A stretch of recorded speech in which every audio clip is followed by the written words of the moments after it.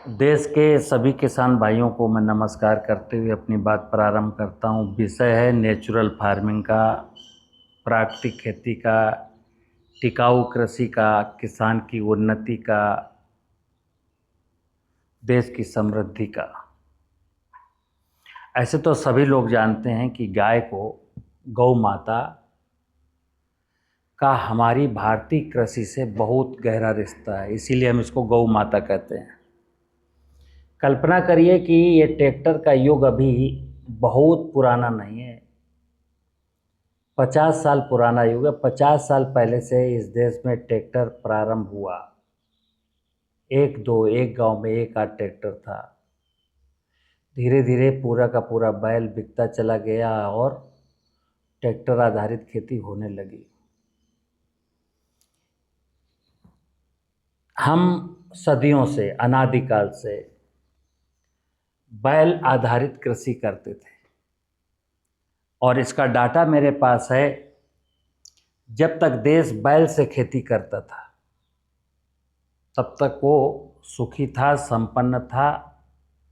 इस देश को सोने की चिड़िया कहा जाता था। ये देश पुरोहित राष्ट्र था। ये देश दुनिया की सबसे बड़ी अर्थव्यवस्था में गिना जाता था। अज्ञानतावश, भूलवश कुछ ऐसा हुआ कि बैल हमारी नान से गायब हो गया। आलसी किसान ट्रैक्टर जब से मिला तो उसने कहा कितना अच्छा है, दो बैल, कौन पानी पिलाए, कौन सानी करे, कौन चराए, कौन खूंटा बदले। पड़ोस में ट्रैक्टर आ गया है तो अब तो ट्रैक्टर से खेती करेंगे। थोड़ी सी सहूलियत हुई, काम जल्दी हुआ और देखा देखी क्या हुआ कि देश का सारा किसान लगभग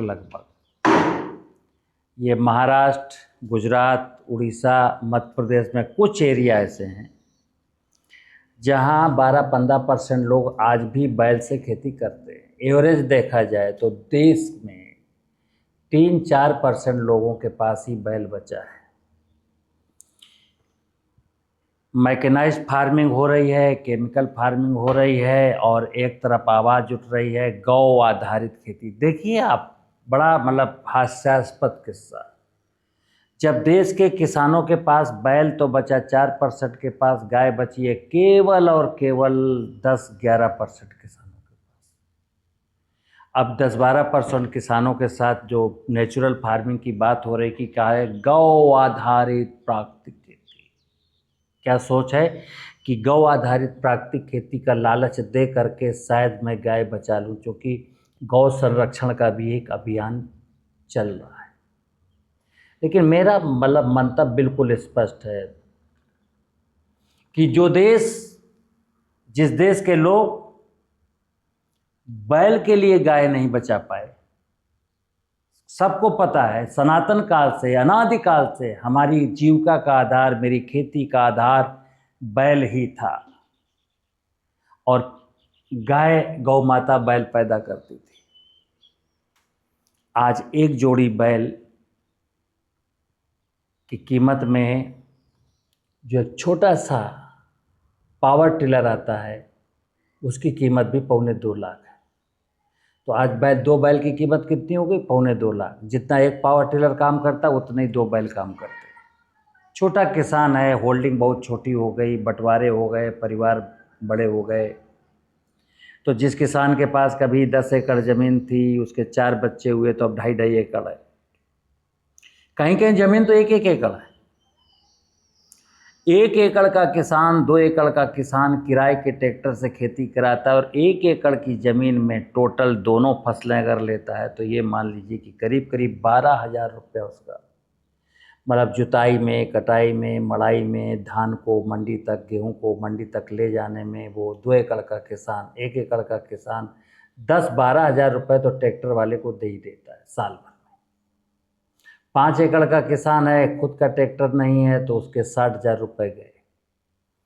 अब ऐसे में किसान की आमदनी को दोगुना करना, प्राकृतिक खेती करना, ये सब क्या है, मतलब एक चुटकुला जैसा लगता है।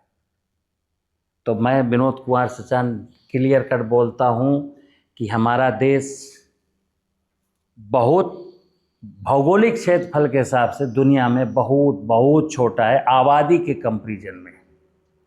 आबादी 18% है दुनिया की और भौगोलिक क्षेत्र मात्र 2.4% है। और ऐसे में मैकेनाइज्ड खेती 13-14% लोगों के पास केवल ट्रैक्टर हैं। बकाया 87% किसान जो है ना किराए के ट्रैक्टर से खेती करा रहे हैं। किराए का ट्रैक्टर 3 टन का 4 टन का ट्रैक्टर मिट्टी की फिजिकल प्रॉपर्टीज को कॉम्पैक्ट करता है, ज़मीन कठोर होती है।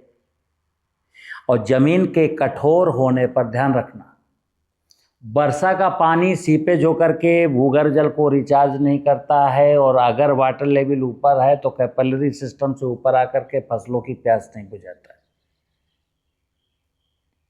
और हम कहते हैं प्राकृतिक खेती करेंगे, और भी किससे? गौमूत्र गोबर से।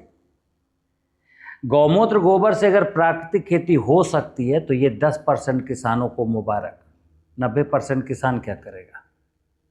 इनके पास गाय नहीं है, चूँकि गौ आधारित प्राकृतिक खेती में गौमूत्र चाहिए और गोबर भी चाहिए। अब जिसके पास गाय नहीं है वो गोबर गौमूत्र कहाँ से लाएगा? तो इसका मतलब ये वो 90% किसानों को सिस्टम कह रहा है 90% किसानों के लिए विधा नहीं है, ये केवल उन किसानों के लिए विधा है जो गाय पालते हैं। जो लोग गाय पालते हैं उनमें से भी 50% लोग गाय को छोड़ देते हैं। दूध देने घर में आती है फिर वो छोड़ देते हैं। तो मित्र, गाय तो बचानी पड़ेगी, इस पक्ष में मैं भी हूं, लेकिन मैं क्लियर बोलता हूं गाय बचेगी कैसे।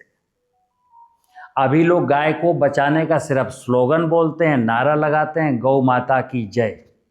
और मैं कहता हूं जय बोलने से नहीं होगी, गौ माता को बचाने का एक अभियान चलाना पड़ेगा। और इसमें दोनों पक्षों को सोचना पड़ेगा, किसान को भी और सिस्टम को भी। जैसे डीएपी यूरिया की बिक्री पर तो हम 3.25 लाख करोड़ की सब्सिडी देते हैं। कृषि यंत्रों में अनुदान भी हम करीब 1 लाख करोड़ रुपया का दे ही देते हैं गिरे हाथ में। किसान जो बोरिंग का जमीन के नीचे का भूगर्भ जल निकालता है उसका बिजली का बिल भी माफ कर देते हैं।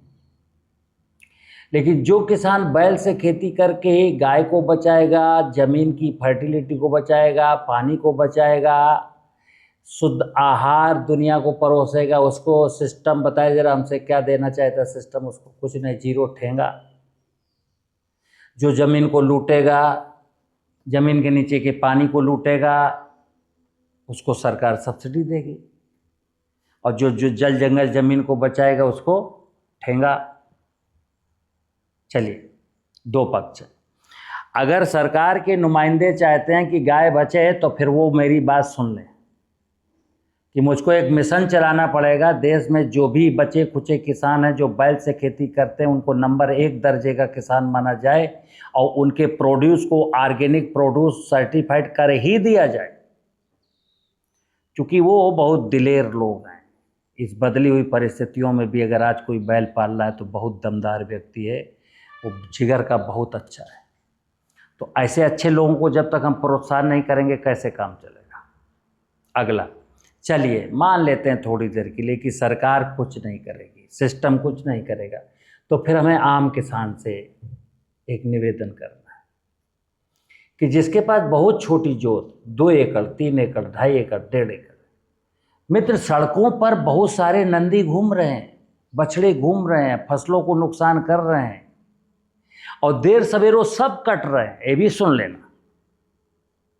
जैसे मैं क्लियर बोलता हूं सिस्टम से कि गाय को आप बचा तो नहीं पा रहे हो, गाय को बचाने का नाटक चाहे जितना कर लो, लेकिन गौवंश को बचा तो नहीं पा रहे हो। गौवंश कट रहा है, कट रहा था, कट रहा है, कटता रहेगा, क्योंकि इसको बचाने का एक ही जरिया है कि किसान बैल से खेती शुरू करे, गाय से प्रेम करे। अब जब सारे गौवंश कोई सड़क पर है ही नहीं तो देखते हैं कौन माई का लाल काटेगा। अभी तो इसलिए कटता है ना कि सड़क पर घूम रहा है, कोई रखवाला नहीं। और देश के जो लोग गौ माता की जय बोलते हैं, कहते हैं गाय हमारी माता है, इसका जन्म जन्म से मेरा नाता है, तो वो किसान कैसे? वो भी सुन ले, नाटकबाज वो भी है। नाता तो गाय से है जन्म जन्म का, लेकिन गाय को खेत में घुसने नहीं देंगे, नांदी में बांध करके खिलाएंगे नहीं, गाय का दूध पिएंगे नहीं, बैल से खेती करेंगे नहीं, गाय मेरी माता है, जन्म जन्म से नाता है, तो क्या नाता है? ये बोलने से तो नहीं होगा। चलिए, तो मैं देश के किसान भाइयों से नेचुरल फार्मिंग, चूँकि मैं क्लियर बोलता हूँ, अभी तो जैसे मैं मान लो केमिकल के खिलाफ बोलता हूँ कि केमिकल बंद होंगे तो हम नेचुरल फार्मिंग की ओर चलेंगे, लेकिन एक हकीकत और है जो कोई बोलता ही नहीं। आज मैं बोल रहा हूँ, बोला भी हूँ, कई बार बोला भी हूँ, इस प्रकार का वीडियो बनाया भी हूँ। भारत जैसे देश में नेचुरल फार्मिंग का जरिया केवल और केवल एकमात्र जरिया, सबसे जबरदस्त जरिया है कि बैल आधारित खेती हो। हमारी गाय भी बच जाएगी, हमको गाय माता का दूध भी मिल जाएगा, एक धार्मिक अनुष्ठान भी हो जाएगा और मेरी लागत बच जाएगी। अभी जैसे लोग बोलते हैं गाय का गोबर, गाय का मूत्र, गौ आधारित चिकित्सा, गौमूत्र से कैंसर ठीक होता है, गौमूत्र से होता है। गौमूत्र का इतना महिमा मंडन किया कि यानी गाय के गोबर से पेंट बनेगा, गाय के गोबर से दिया बनेगा, गाय के गोबर से गणेश बनेगा। अरे कितनी गाय के गोबर से गणेश और दिया बना करके कितना धनाढ्य बनाएंगे आप लोगों को। ये भी एक नाटक है, ये भी एक प्रोपोगंडा है। गाय का गोबर बेच करके आप धनाढ्य नहीं बन सकते। बैल से खेती करके, लागत घटा करके, ज़मीन की फर्टिलिटी को सुधार करके जरूर धनाढ्य बन सकते हो। और फिर प्रश्न, एक दो एंटरप्रेन्योर्स हैं देश में, 4 होंगे, 10 होंगे, 50 होंगे, 100 होंगे, 1000 होंगे, जो गोबर से गणेश बना देते हैं, गोबर से दिया बना देते हैं, गोबर से पेंट बना देते हैं। लेकिन सवाल 14 करोड़ देशवासियों का है, 14 करोड़ देश के किसानों का, 14.5 करोड़ हेक्टेयर जमीन का, कि 14.5 करोड़ कृषि योग्य जमीन कैसे उपजाऊ बने और 14 करोड़ किसानों के चेहरे पर मुस्कान कैसे है। ये मैकेनाइज्ड फार्मिंग और केमिकल फार्मिंग तो ये सब करने से रही, ध्यान रखिएगा, बिल्कुल बिल्कुल नहीं हो सकता। और जो कह रहा है वो झूठ बोल रहा है। एक बार हमारे पूरे सिस्टम को और किसानों को मिल करके गाय के बारे में सोचना पड़ेगा, क्योंकि हम इतने एहसान फरामोश नहीं होना चाहिए हमको जितना आज गाय के प्रति हो चुके। गाय ना होती ना, बैल ना होता ना, तो ये दुनिया, ये भारत कब का बर्बाद हो चुका होता।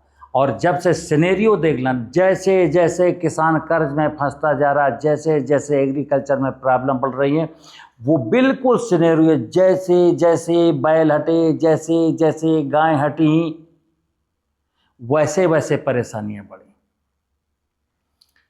तो एक पौराणिक कथा है कि नंदिनी नाम की गाय राजा दिलीप से क्या कहती है, गाय सिर्फ दूध के लिए नहीं, लेकिन आज की तारीख में जैसे कोई लोग कहते हैं गाय का पेशाब, गाय का पेशाब, गाय मूत्र के लिए, नो। नंदिनी कहती है, हे राजन, तुम मुझे दूध देने वाली गाय मत समझना, मैं प्रसन्न होने पर समझना। गाय एक आध्यात्मिक विषय है, गाय एक दार्शनिक विषय है, गाय धर्म का विषय है, गाय एक अंडरस्टैंडिंग का विषय है, गाय एक संवेदना का विषय है। गाय कोई शब्द नहीं है, गाय गाय गाय ज्ञान है, जीवन का ज्ञान गाय है।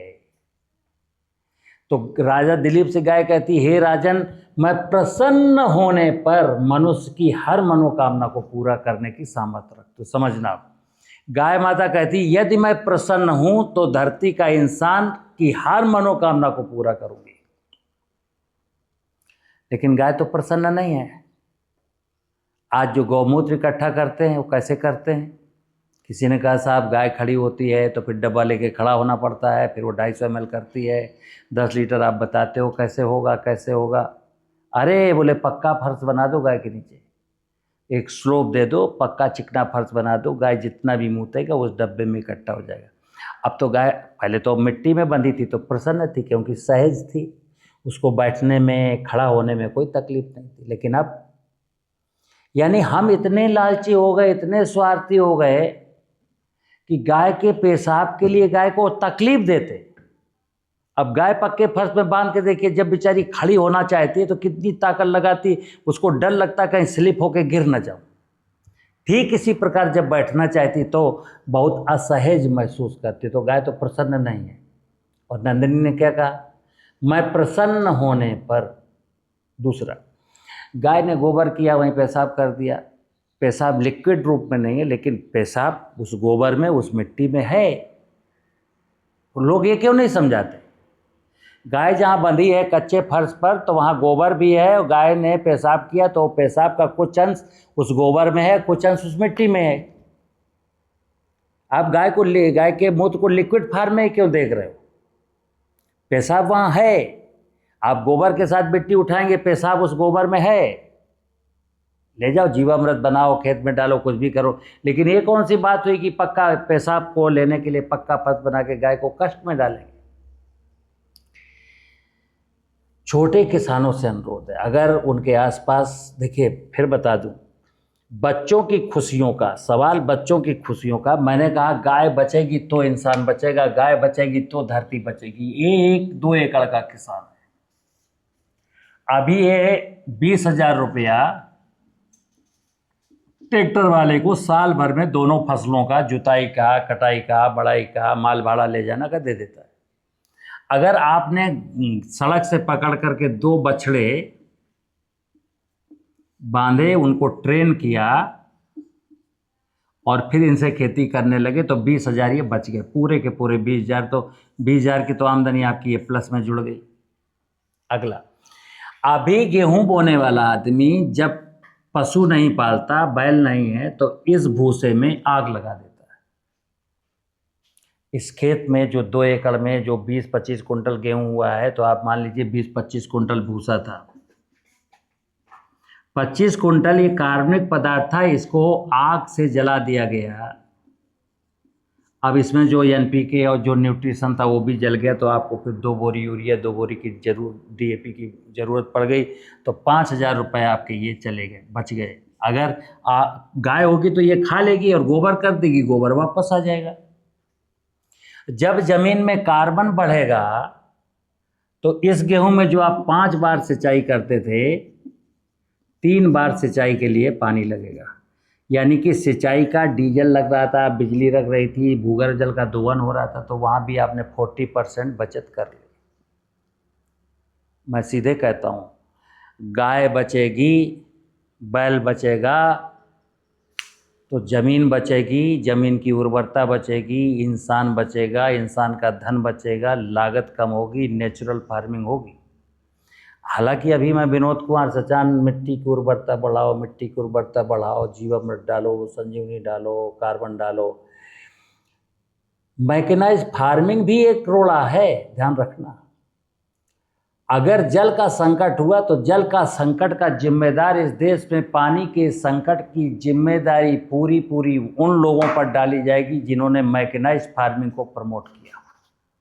जिम्मेदार होंगे, ट्रैक्टर जिम्मेदार है, क्योंकि जब से ट्रैक्टर आया तभी से वाटर लेवल नीचे। क्योंकि वर्षा का पानी एक्चुअल क्या है, आप पक्की सड़क, जो सड़कें बनाई जाती हैं उसमें रोलर क्यों चलाया जाता है? इसीलिए कि मिट्टी कॉम्पैक्ट हो जाए, जब ट्रक चले तो धंसे ना। यही तो मैं अपने खेत में कर रहा हूँ, इतना कॉम्पैक्ट कर दिया उसको कि बहुत सारी प्रॉब्लम जो मुझसे जैसे लोग पूछते हैं, साहब मेरी फसल बढ़ नहीं रही, मेरी फसल बीमारी लग गई है, मेरी पत्तियां पीली हो गई हैं, तो मैं कहा यार सॉइल में इतने कॉम्प्लिकेशन है कि दूर बैठ के राजस्थान का आदमी मुझसे टेलीफोन पर जानना चाहे कि साहब फसल के पत्ते, तो मैं क्या कहूँ? तो मैं कयास लगाता हूँ कि रूट जहाँ तक जानी चाहिए वहाँ तक जा नहीं पाई, वायु संचार जो रूट सॉइल में होना चाहिए वो मिल नहीं पाया, या नीचे का पानी ऊपर नहीं आ रहा, या सिंचाई कर दिया तो वाटर लॉगिंग हो गई, तो ऊपर का पानी नीचे सीपेज होकर जाए। यानी कितने कॉम्प्लिकेशन है। हम सब लोग अपने पैर में कुल्हाड़ी मार रहे हैं, और अपने पैर में मारने के साथ साथ मैं अपने बच्चों की ज़िंदगी को भी दांव पर लगा के जा रहा हूँ। क्यों? कागज़ का नोट। सबको तो कागज़ का नोट चाहिए, लेकिन कागज़ का नोट आएगा कहाँ से? और कागज़ का नोट आएगा तो कागज़ के नोट का करोगे क्या? जैसे आज सबके पास कागज़ का नोट है, सब लोग बाज़ार से सामान खरीद सकते हैं, खाने का, पीने का। तो मैं किसी से पूछता हूँ, क्या मुझे कोई शुद्ध दूध ला के दे सकता है बाज़ार से? शुद्ध खोया, शुद्ध पनीर, शुद्ध तेल, शुद्ध बेसन, कोई भी खाद्य वस्तु, शुद्ध मिठाई, सब में मिलावट है। क्योंकि मेरी मना स्थिति मिलावट की हो गई। हर इंसान मिलावट करके लखपति, करोड़पति, अरबपति बनने की जुगाड़ में। मैं किसानों से, छोटे किसानों से खास करके निवेदन करता हूं और नीतियों से निवेदन करता हूं कि गाय को बचाना है तो बैल आधारित खेती करने वालों को थोड़ा सा प्रोत्साहन दे दो। और किसानों से भी कहता हूं, तुमको प्रोत्साहन ना भी मिले तो तुमको यही प्रोत्साहन है। सरकार ने प्रोत्साहन नहीं दिया, कोई बात नहीं, लेकिन तुम्हारा 20,000 रुपये जो यहाँ जा रहा था, 5,000 रुपये का जो फर्टिलाइज़र डाल रहा था, जो सिंचाई में डीजल खर्च हो रहा था, और जो बीमारी में पैसा जा रहा था, देखिए कितने लाश है। जमीन बीमार है तो आप ध्यान रखिए, बीमारी में आपको 10, 5, 15, 20,000 रुपया परिवार में खर्च करना पड़ेगा। 15-20,000 रुपया ट्रैक्टर वाले को देने पड़ेंगे, 5-10,000 रुपया का फर्टिलाइजर लेना पड़ेगा, 10-12,000 रुपया का पेस्टिसाइड लेना पड़ेगा।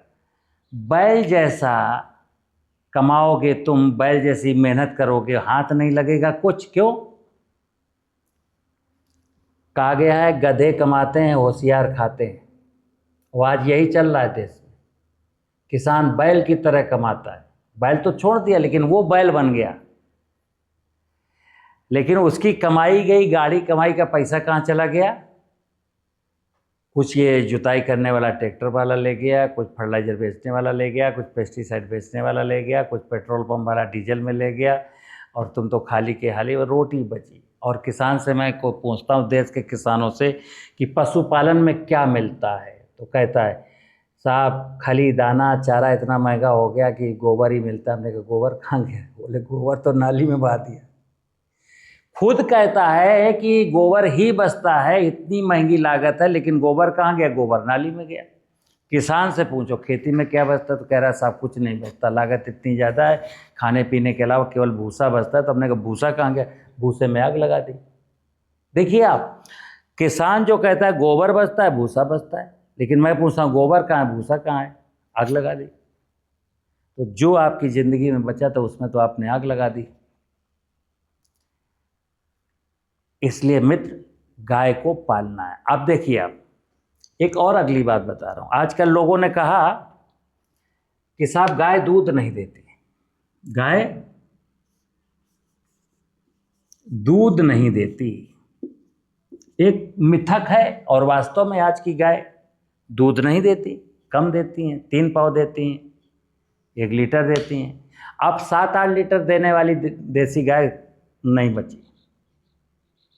लेकिन एक ज़माने में जब दूध दही की नदियाँ बहती थी भारत में, तो गाय के दूध से ही बहती थी। तो हमको ये सोचना पड़ेगा, एक वक्त था 100-150 साल पहले जब भारत में दूध दही की नदियाँ बहती थी तो गाय से बहती थी। आज गाय दूध नहीं देती, ऐसा क्यों? तो सुनना। आपका प्रश्न था ना कि कुछ गाय के बारे में बताओ, तो सुनिए। एक भैंस बंधी है, एक भैंस को आप 8 किलो भूसा देते हो, 8 किलो हरा चारा देते हो, 2 किलो खली देते हो, 3 किलो दाना देते हो, तब ये भैंस 7 लीटर दूध देती है। बगल में गाय बंधी है, गाय को क्या देते हो? 5 किलो भूसा देते हो और 250 ग्राम उसको बेवकूफ़ बनाने के लिए आटा उर्राते हो, लालच देते हो। और गाय माता ये देख रही है कि इस भैंस को इतना राशन, हमको इतना राशन, देख रही है, अगल बगल है, और इस गाय से अपेक्षा करते हो कि 7 लीटर दूध दे। चक्की में जो इनपुट डालोगे आउटपुट वैसे ही निकलेगा। तो यहां आपने डाला कुछ नहीं, निकालना चाहते हो। अब अगला मैं थ्योरी बता रहा हूं। अब आप जो गाय को देते थे 5 किलो भूसा और 250 ग्राम दाना, तो जरा भैंस को 5 किलो भूसा दे करके और 250 ग्राम दाना दो। गाय माता तो आधा लीटर 3 पाव दूध दे भी देती है, लेकिन भैंस को जरा ये खिला के देखो, दूते वक्त बैठ जाना, जरा मारेगी मुंह पे लात, थोबड़ा फूट जाएगा आपका। गौ माता की महिमा देखिए कि कम खा करके, रूखा सूखा खा करके भी 3 पाव तो दे देती है ना। जरा ये डाइट भैंस को दे दो। अगला, गाय से आपको दूध लेना है, दूध दे या ना दे, अब गाय को अच्छा बनाना है। बुरा हमने बनाया और यहाँ लोगों ने क्या कहा कि साहब गाय की नस्ल खराब है। अब देश में क्या भ्रांति है कि गाय की नस्ल खराब है, गाय की नस्ल बदली जाए। प्रोजेक्ट चलाइए, पैसा लीजिए, खा पी के बराबर करिए। मैंने किसी से कहा गाय की नस्ल नहीं खराब है। इस वक्त अगर किसी की नस्ल खराब है तो इंसान की। अगर इंसान अपनी नस्ल सुधार सकता तो सुधार ले। गाय की नस्ल खराब होने का कोई सवाल ही नहीं उठता। और अभी गाय की नस्ल मैं अच्छी कर देता हूँ बिना ब्रीडिंग के। कैसे? हर जीव मोहब्बत का भूखा है। ये गाय है ना, पहले तो ये देखिए कि इसका वजन कितना है। मान लो 3 कुंटल है, तो 3 कुंटल के हिसाब से इसको इतना भूसा चाहिए, इतना हरा चारा चाहिए, कम से कम इतना दाना चाहिए। पहले तो उसके बॉडी मेंटेनेंस के लिए राशन दो, मिनिमम से मिनिमम। आप इतने ही देना शुरू करेंगे, 15 दिन के बाद जो 3 पाव दूध था वो 1.5 लीटर हो जाएगा। आप देखे तो देखो। अगला, इस भैंस को तो बड़ा लल्लो पुच्चो कर रहे हो, गैया को तो डंडा मारते हो, छोड़ देते हो। कोई इस देश में भैंस अन्ना है क्या? अन्ना भैंस नाम सुना है? गाय तो अन्ना सुन रहे हो। आप चाहो तो भैंस को अन्ना बना दो। अब जो लोग ये कह रहे अन्ना अन्ना अन्ना अन्ना, अन्ना तो साला इंसान हो गया। इंसान से ज्यादा अन्ना कौन है? जहां मर्जी होती वहीं चरने लगता है। भैंस को खोल दोगे, खूंटे से निकाल दोगे तो भैंस भी तो अन्ना हो जाएगी। गाय अन्ना है नहीं, आपने गाय को अन्ना बनाया है क्योंकि तुम्हारी नस्ल खराब है, तुम्हारी बुद्धि भ्रष्ट हो गई है। तो गाय को अच्छा राशन देने के बाद वो 2 गुना दूध तो ऐसे ही कर देगी। फिर अगर सुबह शाम गाय के पास 10-10 मिनट खड़े होकर के उसके सर पर पुचकारते हो, दुलार करते हो, तो देख लेना 6 महीने के बाद ये दूध 2.5 लीटर हो जाएगा। कोई भी जीव, धरती, कोई भी मनुष्य जो उसकी कार्य पद्धति है, जो काम करने की सामर्थ्य है, प्रोडक्शन की सामर्थ्य कहाँ से आएगी? हैं भाई, भोजन अच्छा करेगी, लाड़ प्यार अच्छा मिलेगा, तब ना काम आएगा। अभी क्या हो रहा है गाय के साथ? ये सब हो रहा है। गाय को तो मैंने एक किनारे रख दिया और फिर भी सब गाय के बारे में क्या करूँ, गाय दूध बहुत कम देती। तो मैं बता रहा हूँ, जो भैंस को खिलाते हो, चलिए मत खिलाइए उतना अच्छा, लेकिन कुछ तो सुधार करिए भोजन में। गाय के भोजन में सुधार करेंगे तो गाय का दूध बढ़ेगा। गाय को प्यार करेंगे तो गाय का दूध, और क्योंकि गाय सोशल प्राणी है, ध्यान रखना, गाय भैंस नहीं है।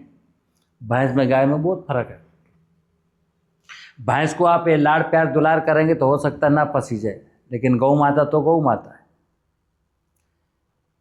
प्रश्न मेरा ये था, विषय मेरा ये था कि गाय से जुड़ करके छोटे किसान, खास करके 2 एकड़ 3 एकड़ 4 एकड़ के,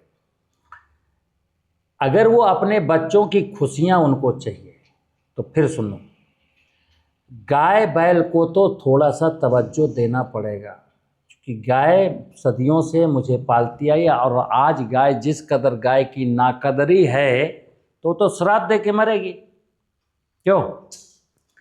जब कोई गाय भूखी सड़क पर पॉलीथीन खाने के लिए मजबूर है तो इंसान को श्राप नहीं दे रही है, लेकिन इंसान इस बात से, क्योंकि उसका जो मेंटल स्टेटस है, उसकी जो संवेदना शून्य हो गया। क्या फर्क पड़ता है? गाय मेरी माता है, पॉलीथीन खाता है, हैं?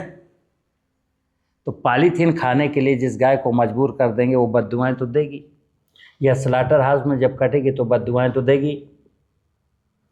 तो अभी तो हम बद्दुआओं के भागीदार बन रहे हैं। तो मेरी आने वाली अनेक पीढ़ियां, जैसे वो गाना था, बैलों के गले में जब घुंघरू जीवन का राग सुनाते थे, गम कोसों दूर हो जाते थे, खुशियों के कमल मुस्काते थे। अब खुशियाँ कहाँ गईं? क्योंकि बैलों के गले में जब घुंघरू बजते थे तब खुशियों के कमल मुस्काते थे। अब बैल बचे नहीं, गाय पालते नहीं हैं, तो कमल कैसे? मित्र, गाय पालिए, बैल पालिए। नीतियों से भी निवेदन है, अगर कोई मेरी बात सुन ले नेता, उसको वो भी थोड़ा संवेदनशील हो जाए। इसी धरती के प्राणी आप हैं, इसी धरती ने जन्म दिया, मरना आपको भी यही है। थोड़ा सा गंभीर हो जाइए। नमस्कार।